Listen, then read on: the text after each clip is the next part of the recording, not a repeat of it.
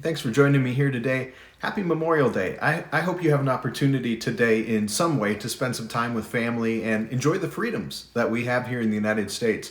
Memorial Day originated in the years just following the Civil War, and then it became an official federal holiday in the same year that I was born in 1971.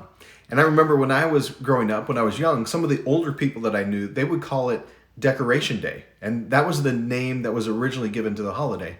On Memorial Day, we remember the sacrifice of just so many young people who, through the years, fought for our freedom and their willingness to lay down their lives for our country and the freedoms that we get to enjoy. And not only was it their sacrifice, sacrifice of soldiers, but sacrifice of families who allowed their loved ones to leave and then to serve. And there's a lot of tradition that we end up having on Memorial Day throughout the year. Some people visit cemeteries or memorials and they decorate graves. Some of you have family gatherings. I remember participating in parades as a kid. And here in Indianapolis, of course, going to the race has been a big part of what it means to celebrate Memorial Day. And I just realized, this year it's different for a lot of folks. And even though it's a little bit different, just because the method of what we do has changed, it doesn't mean that we don't remember. And I think if we don't intentionally plan to remember, we'll fail to hold on to those things that are important. Like, I know for me, if I don't write things down, I end up forgetting. So we're just forgetful people. And so we have this tendency to forget the details, and we forget the meaning of the event and the lessons that were learned and the victories that were won. And the Bible is full of memorials. From the calling of Moses in Exodus to set his people free, and then continuing through the Bible, God has set up these memorials so that we will look back and we will remember the events and the meaning behind them. And one of the most important memorials that God has given to us, I think, is the Lord's Supper.